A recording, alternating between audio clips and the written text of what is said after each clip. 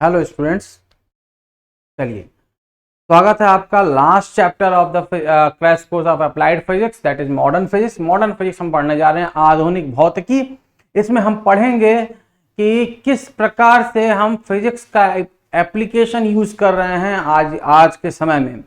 जैसे लेजर क्या होता है, हम पढ़ेंगे फाइबर ऑप्टिक्स क्या होता है, कहाँ कहाँ यूज होता है, इनका एप्लीकेशन क्या है इंजीनियरिंग फील्ड में या फिर मेडिकल फील्ड या चिकित्सीय दुनिया में। इसकी स्टडी हम यहाँ पर करने जा रहे हैं इस चैप्टर में। देखिए, जब हम बात करते हैं पेपर के पॉइंट ऑफ व्यू से, तो इस चैप्टर से मैक्सिमम क्वेश्चंस नहीं आए हैं, रिपीट किए गए हैं क्वेश्चंस। मैक्सिमम क्वेश्चन आए हैं आपके लेजर से।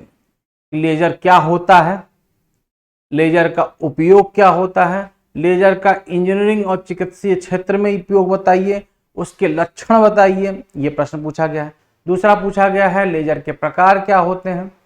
फिर क्वेश्चन आता है फाइबर ऑप्टिक्स से, फाइबर ऑप्टिक्स क्या होती है, उसकी संरचना क्या होती है, उसका उपयोग कहाँ होता है। एक और प्रश्न जो देखने को मिला है इस चैप्टर से वह है आंतरिक कोण और पूर्ण आंतरिक कोण। क्रांतिक कोण क्या होता है, क्रिटिकल एंगल क्या होता है, टोटल इंटरनल रिफ्लेक्शन क्या होता है, और उसका एप्लीकेशन अपन को देखने को कहाँ मिलता है, मिराज फॉर्मेशन। बेसिकली यहां से क्वेश्चन पूछे गए हैं। चलिए, इस चैप्टर की स्टार्टिंग हम लोग कर रहे हैं। लास्ट चैप्टर है क्रैश कोर्स का आपके मॉडर्न फिजिक्स। मॉडर्न फिजिक्स में पहला चैप्टर पढ़ेंगे अपन लेजर। ठीक है, लेजर क्या होता है, लेजर होता है light amplification by stimulated emission of radiation. Laser का फुल फॉर्म अगर बात करें तो लेजर का फुल फॉर्म होता है light amplification by stimulated emission of radiation. जब अपन रेडिएशन को, रेडिएटेड वेव्स को भेजते हैं और उनको एम्पलीफाई करने की बात हो रही है तो उसे लेजर कहते हैं। अगर लेजर की बात करें तो लेजर को डिफाइन करना हो तो बेसिकली हम डिफाइन करते हैं एक ऐसी युक्ति जो प्रकाश की काल संबद्ध, प्रकाश की काल संबद्ध, काल संबद्ध मतलब कोहेरेंट, प्रकाश की काल संबद्ध एक वर्णीय मतलब मोनोक्रोमेटिक,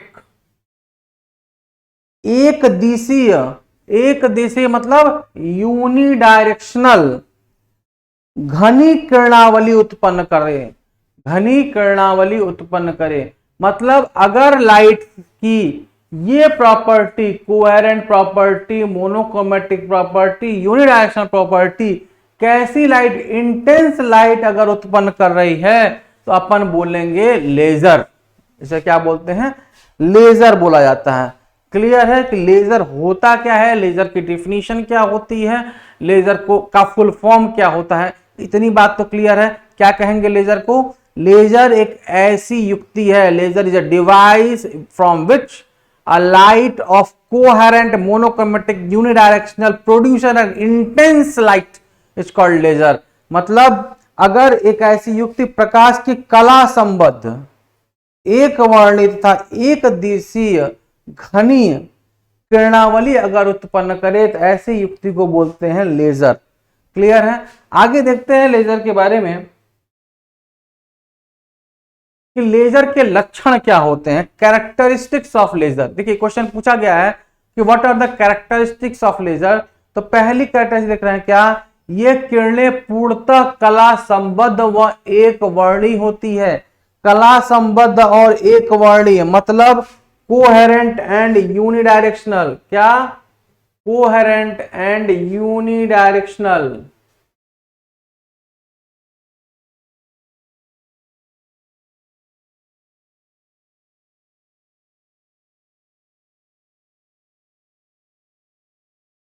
पहली प्रॉपर्टी देखा क्या होता है, कोहेरेंट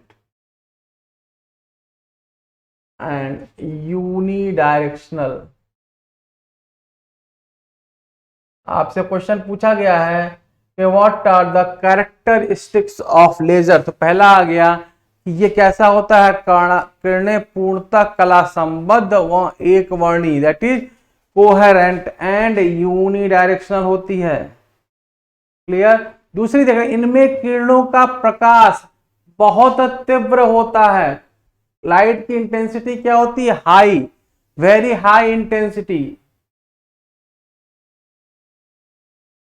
इन किरणों का प्रकाश दिशात्मक, दैट इज डायरेक्शनल। आप कह रहे हो ना यहाँ पर यूनि डायरेक्शनल होता है, दैट मीन्स दिशात्मक होती है, तब प्रकाश पुंज बहुत अधिक संकीर्ण होता है। जो भी प्रकाश पुंज निकल रही होगी, जो भी किरणें बाहर आ रही हैं, वो कैसी होंगी? बहुत ही संकीर्ण, मतलब बहुत ही कम डिस्टेंस से पास हो रही होंगी। अपन देखने के पर हैं लेजर में। देखिए नेक्स्ट है, ये किरणें क्षण भर में कठोर से कठोर धातु को पिघलाकर वाष्पीकृत कर देती हैं। मतलब क्या highly hard materials can be melted very easily by the help of laser. क्योंकि यहां जो टेम्परेचर जनरेट होता है that is approximately 2500 degree Celsius. इतना टेम्परेचर अपन यहां पर जनरेट कर सकते हैं by the help of laser. ठीक है, लेजर की सहायता से हम किसी से कठोर वस्तु को पिघलाकर वाष्पीकृत किया। नेक्स्ट प्रॉपर्टी देखिए, नेक्स्ट कैरेक्टरिस्टिक है, बिना अवशोषित हुए अत्यधिक दूरी तय की जा सकती है।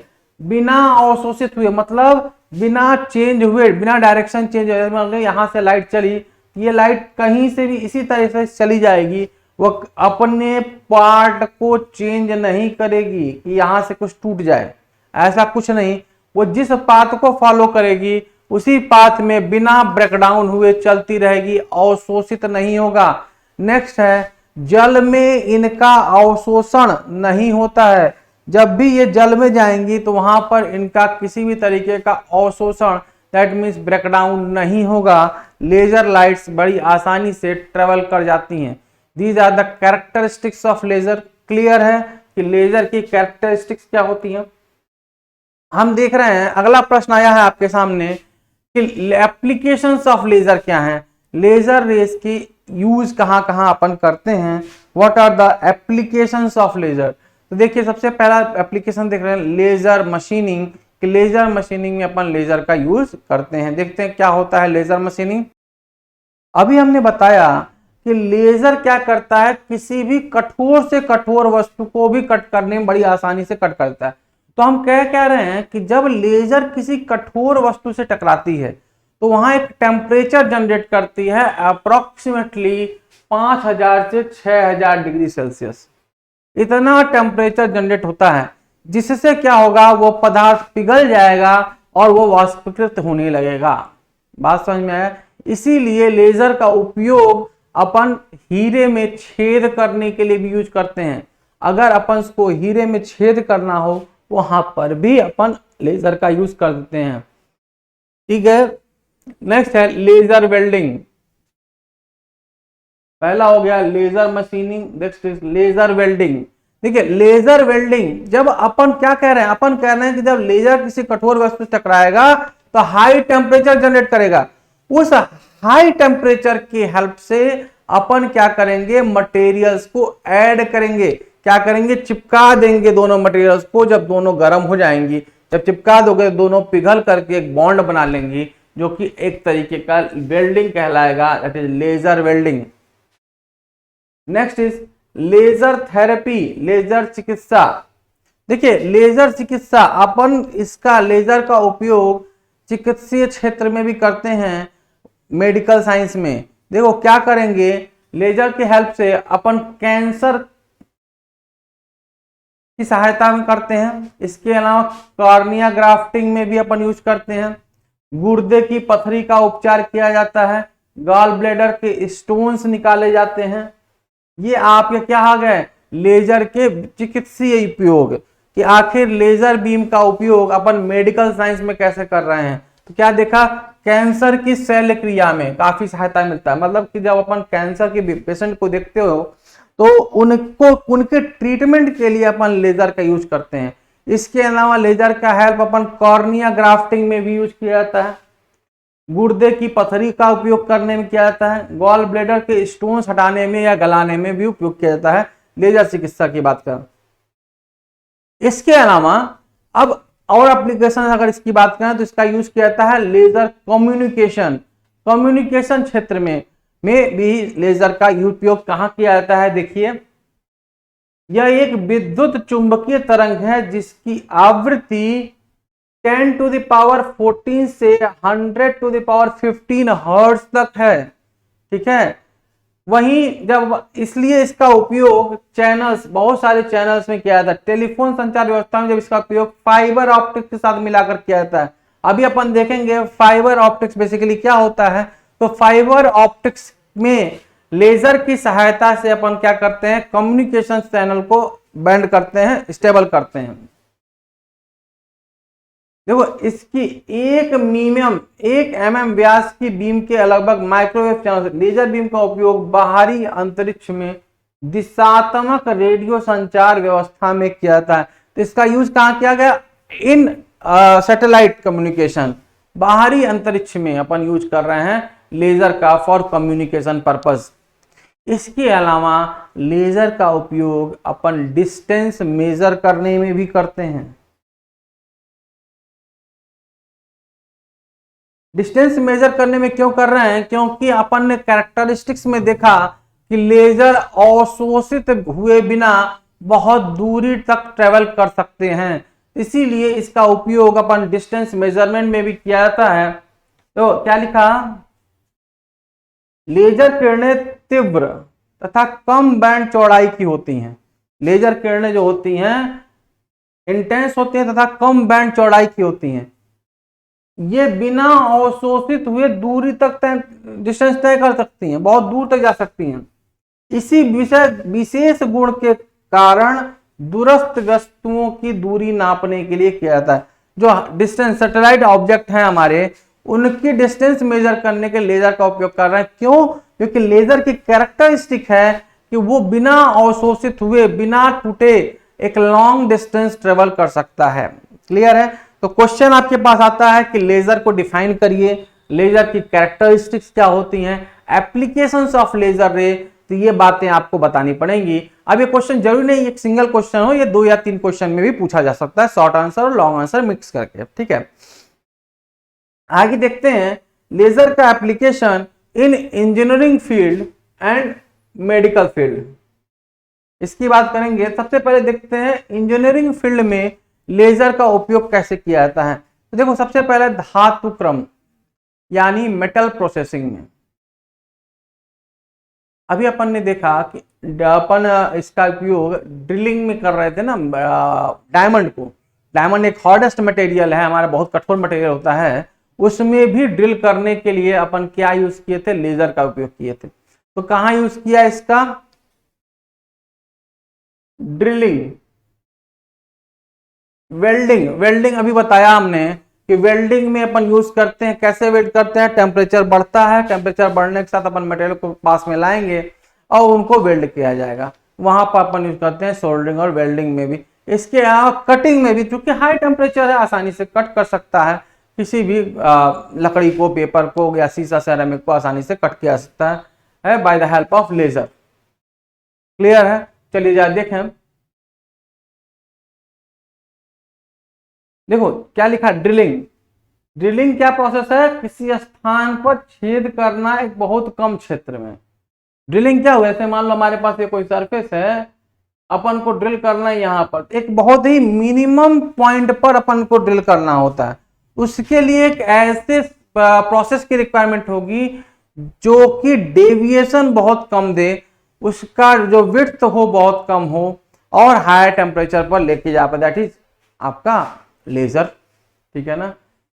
इसीलिए कहा गया कम क्षेत्र में अत्यधिक तीव्र किरणें संकेंद्रित होने से पदार्थ का वाष्पन हो जाता है। लेजर किरण द्वारा, ये ध्यान रखिएगा पॉइंट, 0.1 mm, क्या 0.1 mm, 0.1 mm से भी कम व्यास के छिद्र किए जा सकते हैं, क्योंकि यहां पर डिफ्लेक्शन बहुत कम देखने को मिलता है। इस विधि से हीरा, स्टेनलेस स्टील, सिरेमिक, फेराइट जैसे ब्रिटल मटेरियल में भी छेद किया जा सकता है। ठीक है ना। क्या कहा, 0.1 mm से भी कम डाया का अगर अपन को ड्रिल करना हो इन brittle materials like diamond, stainless steel, ceramic और फेराइट, तो अपन आसानी से by the help of laser we can do that. ठीक है, नेक्स्ट आता है सोल्डरिंग तथा वेल्डिंग। सोल्डरिंग क्या होता है और वेल्डिंग क्या होता है? देखो, सोल्डरिंग एवं वेल्डिंग कार्यों के लिए सामान्यतः 10.6 माइक्रोमीटर वेवलेंथ की कार्बन डाइऑक्साइड अथवा 1.0 माइक्रो एम की रूबी या अर्धचालक लेजर किरणों का उपयोग किया जाता है। ठीक है, अब चूंकि तीव्रता अधिक है, जब किसी धातु पड़ती है तो वहां अत्यधिक उच्च ताप उत्पन्न करेंगी जो उसे पिघला देगी। अब जब पिघला दी धातु संधि पर लेजर किरण डालने से धातु पिघल कर परस्पर वेल्ड हो जाती है। क्लियर, यह भी हम लोगों ने डिस्कस किया था। इसके अलावा कटिंग, लगभग 350 वाट शक्ति 0.25 mm व्यास की कार्बन डाइऑक्साइड लेजर किरणें लकड़ी, पेपर इस पर ला करके प्रयोग की जा सकती हैं। इलेक्ट्रॉनिक परिभाषाओं के लिए प्रयोग किए जाते हैं। ठीक है ना, अपन कटिंग में भी इसका यूज कर सकते हैं, किसका? लेजर का। यहां तक किसी को दिक्कत है बेटा? समझ में आया सभी को कि कैसे अपन इंजीनियरिंग क्षेत्र में उसका उपयोग कर रहे हैं? नेक्स्ट इज इन चिकित्सा क्षेत्र। अभी देखा था मेडिकल साइंस में इसका यूज कर रहे थे इन कैंसर, ट्यूमर, ठीक है, कॉर्निया, गॉल ब्लैडर, पथरी हटाने में, पिघलाने में अपन यूज कर रहे थे। चिकित्सा क्षेत्र में लेजर का अनुप्रयोग देखो, लेजर एंडोस्कोपी द्वारा शरीर के अंदर अवयव जैसे हृदय, ब्रोंकाइल ट्यूब इत्यादि प्रत्यक्ष रूप से देखे जा सकते हैं। लेजर एवं ऑप्टिकल फाइबर द्वारा कैंसर जैसे भीषण रोग का निदान करने के सफल प्रयास किए गए। शरीर के अवांछित ट्यूमर वाष्पित करने के लिए कार्बन डाइऑक्साइड लेजर प्रयोग किया जाता है। प्लास्टिक सर्जरी, न्यूरो सर्जरी और हड्डियों की चिकित्सा में स्पंदयुक्त कार्बन डाइऑक्साइड लेजर का प्रयोग किया जाता है। आंखों के ऑपरेशन, दंत चिकित्सा में भी लेजर का उपयोग किया जाता है।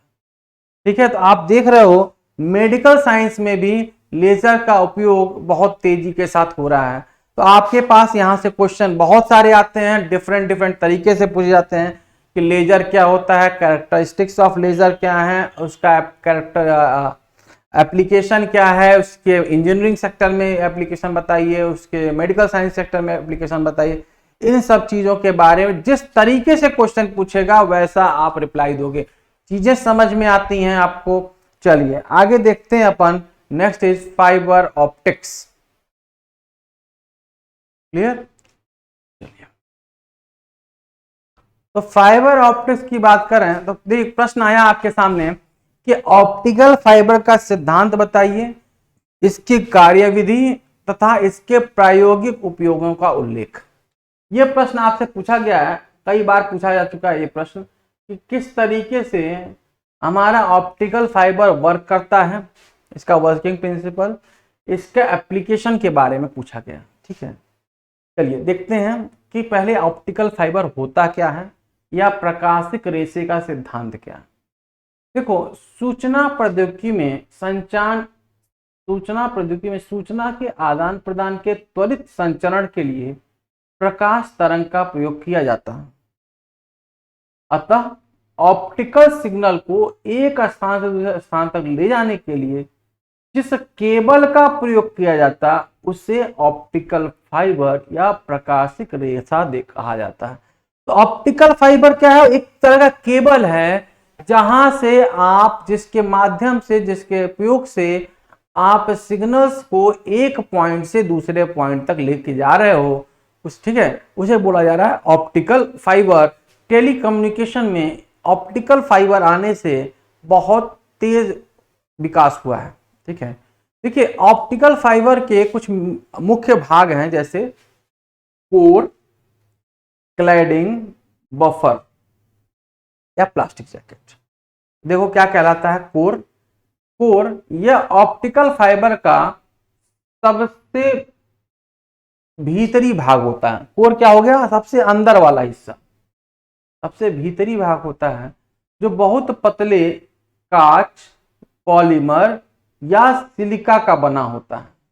कोर किसका बना होता है? कांच, पॉलीमर या सिलिका का बना होता है, सिलिका। कोर का व्यास 10 से 100 माइक्रोमीटर तक होता है। इसका डायमीटर क्या हो गया कोर का? 10 mm से 100 माइक्रोमीटर तक, 10 माइक्रोमीटर से 100 माइक्रोमीटर तक होता है। का परम अपवर्तनांक म्यू1 होता है। इसको म्यू1 से बताएं। अगर इसका अपवर्तनांक कोर का बोले कि अपवर्तनांक क्या होगा, रिफ्रैक्टिव इंडेक्स, तो किससे डिनोट करेंगे? म्यू1 से कहेंगे। नेक्स्ट भाग होता है इसका क्लैडिंग। क्लैडिंग यह कोर का बाहरी अवतरण होता है, बाहरी हिस्सा। अंदर वाले को बोले कोर, बाहरी वाले को बोले क्लैडिंग। क्लैडिंग मतलब कवरिंग एक तरीके का, जिसका व्यास 100 माइक्रोमीटर से 420 माइक्रोमीटर तक के मध्य होता है। कितना? 100 से 420 माइक्रोमीटर। यहां क्या कह रहे हो? 10 से 100 माइक्रोमीटर। क्लैडिंग किससे बनती है? क्लैडिंग कांच या प्लास्टिक की बनी होती है। क्लैडिंग का अपवर्तनांक म्यू2 है। तो अगर तुलना करें कोर और क्लैडिंग के अपवर्तनांक की, तो कोर का अपवर्तनांक ज्यादा होता है क्लैडिंग के अपवर्तनांक से। ठीक है। नेक्स्ट होता है बफर या प्लास्टिक जैकेट। कोर तथा क्लैडिंग की सुरक्षा मजबूती के लिए इसे चारों ओर से प्लास्टिक की कोटिंग में बंद कर देते हैं, जिसे बफर कहते हैं। ऊपरी कवरिंग जो हमारी है उसे बोला गया बफर या प्लास्टिक कोटिंग। ठीक है ना, प्लास्टिक जैकेट। आगे देखिए, अब बात कर रहे हैं कि किस प्रकार से काम करता है हमारा ऑप्टिकल फाइबर, तो उसकी बात डिस्कस करेंगे। देखो तो क्या कह रहा है, ऑप्टिकल फाइबर में प्रकाश की कोर तथा क्लैडिंग की सतह पर पूर्ण आंतरिक परावर्तन होता है। क्या होता है? पूर्ण आंतरिक परावर्तन देखने को अपन को मिलता है।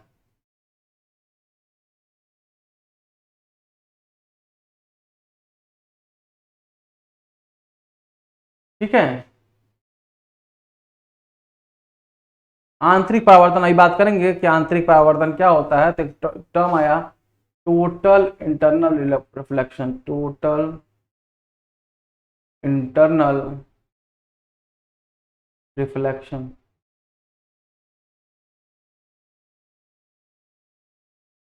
जिसकी वजह से हमारा जिस प्रिंसिपल पे हमारा क्या करता है, ऑप्टिकल फाइबर वर्क करता है, it is based on the principle of total internal reflection या फिर पूर्ण आंतरिक परावर्तन, जिसके कारण प्रकाश पूर्ण रूप से कोर के भीतर ही रहता है।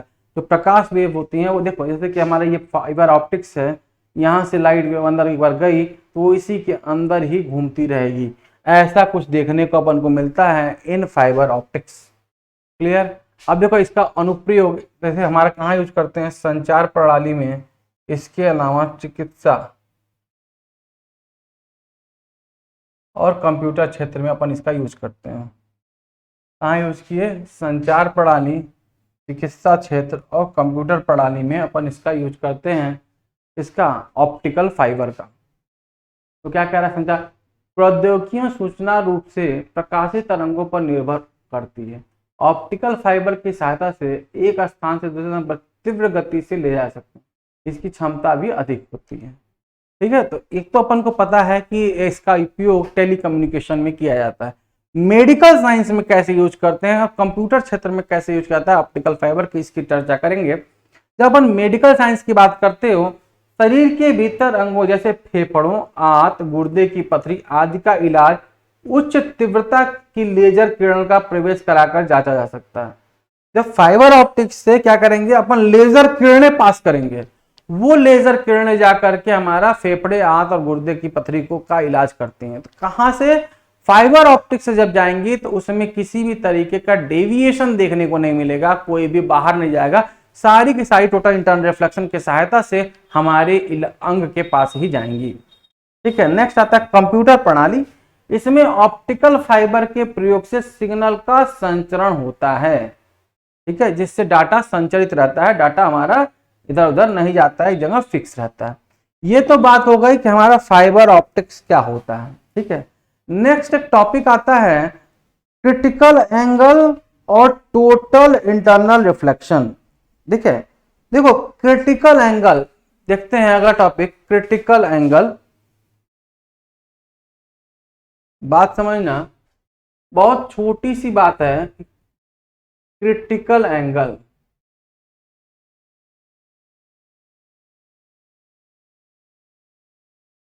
क्रिटिकल एंगल या फिर क्रांतिक कोण।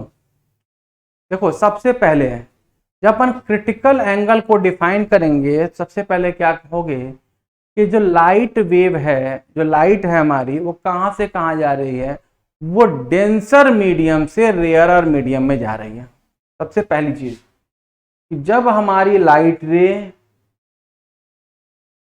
डेंसर मीडियम से रेयरर मीडियम की तरफ जाएगी, ये हमारी लाइट रे है जो कि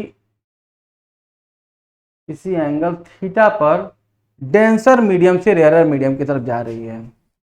और जब वो इंटरफेस रेयरर और डेंसर मीडियम के इंटरफेस पे टकराए, उसके बाद वो एंगल, वो लाइट रे इस सरफेस के अलोंग चली जाए, सरफेस के अलोंग चली जाए, मतलब 90 डिग्री पे चली जाए, तो इस एंगल थीटा को बोला जाता है क्रिटिकल एंगल।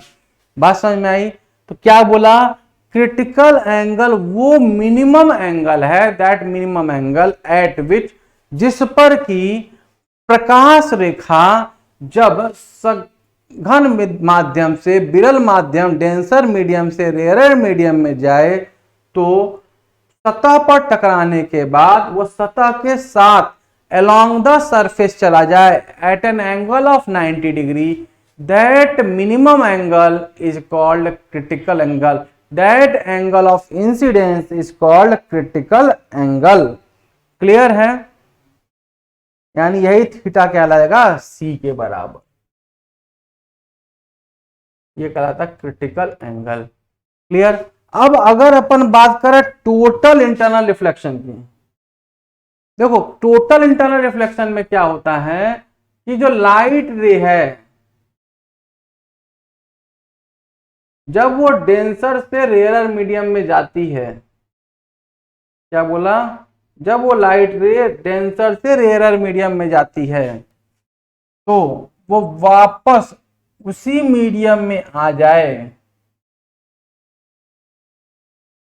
तो ऐसे फिनोमिना को बोला जाता है टोटल इंटरनल रिफ्लेक्शन। ठीक है, जब लाइट रे डेंसर से रेयरर, ध्यान रखिएगा इस टर्म को आपको मेंशन करना पड़ेगा, सघन से विरल माध्यम या फिर डेंसर से रेयरर मीडियम में जब लाइट रे जाती है, वापस उसी मीडियम में आ जाए, तो ऐसे को बोलेंगे टोटल इंटरनल रिफ्लेक्शन। देखिए इसका एप्लीकेशन अपन को देखने को मिलता है मिराज फॉर्मेशन, या फिर हीरे की जो चमक आप देखते हो। देखो हीरा खुद नहीं चमकता है, बिल्कुल गलत बात है, बकवास है। हीरा क्या है, हीरा की कोई चमक नहीं होती।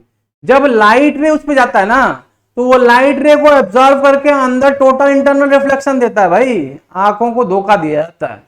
वो लाइट रे क्या होता है, उसी में एब्जॉर्ब हो जाएगी और इधर उधर टकराती रहती है, टोटल इंटरनल रिफ्लेक्शन देती है, लाइट रे बाहर नहीं आ पाती, जिसकी वजह से वो हीरा चमकता है। उसकी कटिंग इस तरीके से की जाती है कि वो जो लाइट रे वो अंदर जाए, वो क्या करे, वो अंदर ही टोटल इंटरनल रिफ्लेक्शन शो करे, तो उसे बोलेंगे। ठीक है, एक तो प्रोसेस मिराज फॉर्मेशन। आपने कभी देखा होगा गर्मी के महीनों में कि आपको दूर सड़क पर कहीं वाटर दिख रहा है, लेकिन जब आप उसके पास पहुंचते हो तो वो पानी नहीं होता वहां पर। कुछ ऐसा ही अपन को रेगिस्तान में भी देखने को मिलता है कि हमारा कोई नदी है, कोई रेगिस्तान में कहीं दूर पानी दिख रहा है, लेकिन एक्चुअली जब वहां पहुंचते हैं तो वहां पर कोई भी वाटर का सोर्स नहीं होता। This phenomena, this practical application is due to total internal reflection. किसकी वजह से है? टोटल इंटरनल रिफ्लेक्शन के पूर्ण आंतरिक अपवर्तन की वजह से। ठीक है ना? क्या हो रहा है वहां पर, एक्चुअली क्या होता है कि हमारी जो अपवर्तनांक है वो चेंज हो जाता है। टेम्परेचर की वजह से। किस पर डिपेंड कर रहा है? टेम्परेचर की वजह से। इसकी वजह से अपन को ये देखने को मिलता है, यही कारण है कि जब कभी अपन किसी परख नली को पानी के अंदर डालते हैं तो वो चमकता है, साइन करता है। क्यों? क्योंकि अपन डेंसर से रेयर मीडियम की तरफ जाना चाह रहे हैं, तो जो लाइट रे वहां से आती है उसी में डेविएट कर जाती है, उसी में रिफ्लेक्ट कर जाती है। इसी वजह से वो परख नली भी चमकती है। ठीक है, तो ये एप्लीकेशंस हो गए हमारे किसके? Total internal reflection. तो अगर मैं पेपर की बात करूं तो पेपर में आपसे बेसिकली यही सारे क्वेश्चंस पूछे गए हैं कि फाइबर्स के रिलेटेड, ऑप्टिकल फाइबर के रिलेटेड या फिर लेजर से related, total internal reflection, critical angle, ये क्वेश्चंस आपके सामने आए हुए हैं। ठीक है ना, तो ये तो हो गया, आपका चैप्टर खत्म होता है। क्लियर? तो सिलेबस भी खत्म हो गया हमारा क्रैश कोर्स का। तो बाकी चैप्टर्स भी आपके पास लिंक में गिवन है, आप वहां से देख सकते हो। उम्मीद करते हैं कि आपके अच्छे मार्क्स इस क्रैश कोर्स के माध्यम से आएंगे फिजिक्स में। कोशिश करिएगा कि जब आप पढ़ें तो उसके साथ साथ आप नोट्स भी बनाते रहें, जिससे कि पेपर में क्वेश्चंस लिखने की हैबिट आएगी। जहां जरूरत हो वहां पर डायग्राम बनाइए पेपर में, तो स्कोरिंग आपकी होगी अच्छी खासी। ठीक है ना? चलिए, तो खत्म करते हैं इस टेस्ट कोर्स को। मिलते हैं हम लोग मैकेनिकल इंजीनियरिंग सब्जेक्ट के साथ इन थर्ड सेमेस्टर। क्लियर?